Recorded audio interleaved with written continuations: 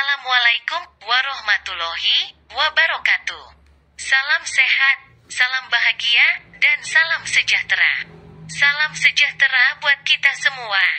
Bismillahirrohmanirrohim. Alhamdulillahirrohbilalamin. Ashadu alla ilaha illallah wa ashadu anna Muhammadur Rasulullah.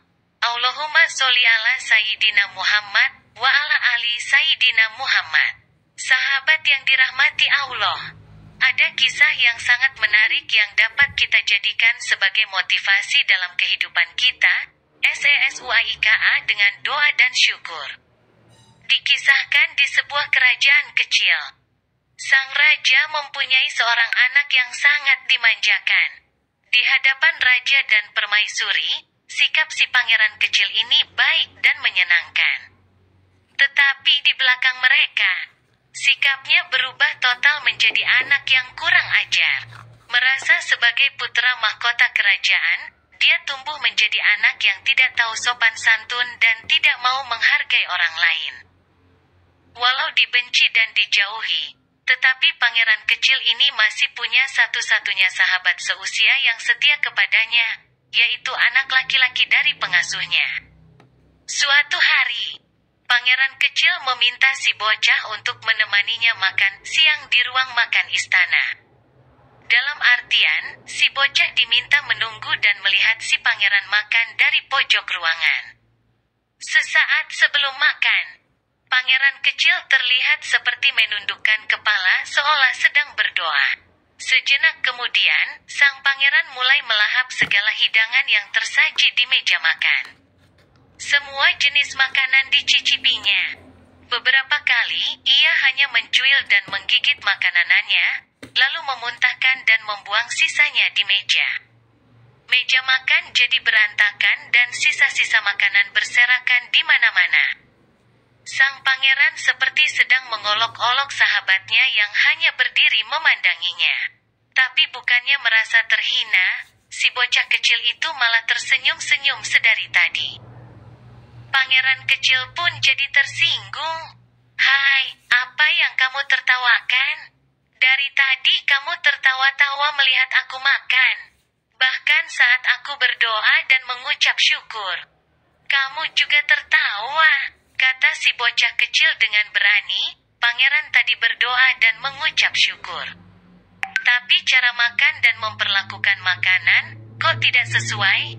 Jadi, buat apa berdoa dan bersyukur sebelum makan? Sok tahu kamu. Makananku berlimpah ruah.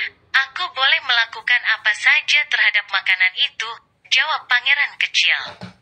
Ayo sekarang ikut aku ke gudang. Aku akan tunjukkan berlimpahnya bahan makanan yang aku punya. Maka, kedua sahabat itu pun segera pergi ke gudang bahan makanan kerajaan. Sesampai di gudang bahan makanan, ternyata ada seorang pegawai istana yang sedang menerima pajak beras dari beberapa petani. Maka, si pangeran berpura-pura menjadi raja yang bijak. "Hai, rakyatku, terima kasih ya. Bagaimana panen padi kalian?" "Panen kali ini buruk sekali, pangeran," jawab seorang petani, ketakutan. "Sawah ladang dihancurkan hama. Kami tidak tahu anak istri kami besok makan apa. Kami hanya bertahan hidup dengan sedikit makanan. Jadi, mohon ampuni kami yang hanya mampu mempersembahkan sekantong beras ini. Tetapi beras yang kami persembahkan ini adalah beras terbaik yang kami miliki." Mendengar jawaban itu, pangeran kecil tersentak dan baru tersadar. Ternyata rakyatnya sangat menderita dan terancam kelaparan, sementara dirinya malah menyia-nyiakan dan membuang-buang makanan yang begitu berharga itu.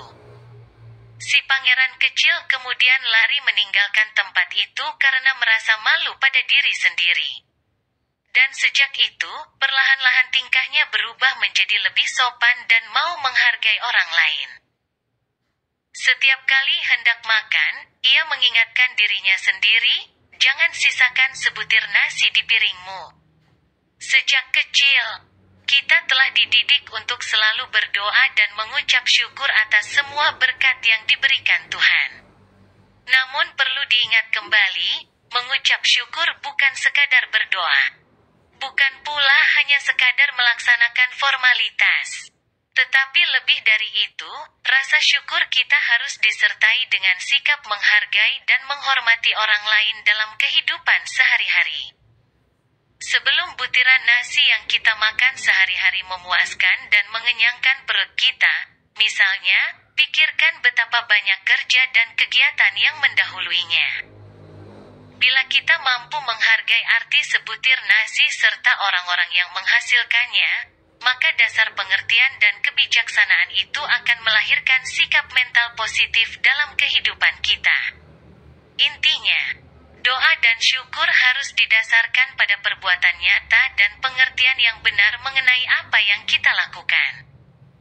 Jika setiap doa yang kita ajarkan kepada anak-anak kita disertai dengan pengertian kebijakan untuk menghargai segala usaha dan jerih payah orang lain, serta tidak menyia-nyiakan berkat yang sedang kita nikmati, niscaya, mereka kelak akan tumbuh menjadi orang-orang yang luhur budi pekertinya. Ya Allah, di hari yang cerah ini, ampunilah dosa-dosa kami, dosa-dosa kedua orang tua kami dan seluruh keluarga besar kami, sahabat-sahabat kami, serta teman-teman kami. Ya Allah, di hari yang cerah ini, ampunilah dosa-dosa kami, dosa-dosa kedua orang tua kami dan seluruh keluarga besar kami, sahabat-sahabat kami, serta teman-teman kami. Ya Allah, karuniakanlah kami umur panjang, bermanfaat, dan keselamatan serta kesehatan yang afiat, juga rezeki yang melimpah dan halal. Ya Allah, tunjukilah kami jalan yang baik dan benar serta jalan yang Engkau lindungi dan ridhoi ke depannya. Ya Allah, jadikanlah kami hamba-Mu yang selalu bersyukur atas nikmat yang telah Engkau berikan dan mampu bersabar dalam segala kondisi dan cobaan yang kami hadapi, baik yang berat sekalipun. Ya Allah, berikanlah kepada kami semua kebaikan di dunia dan kebaikan di akhirat serta terhindar dari azab siksa api neraka-Mu ya Allah. Sahabat yang dirahmati Allah, jangan lupa di-subscribe ya. Demikian kisah motivasi ini, semoga bermanfaat. Ada kekurangan dan kesalahannya mohon dimaafkan. Terima kasih dan wassalamualaikum warahmatullahi wabarakatuh.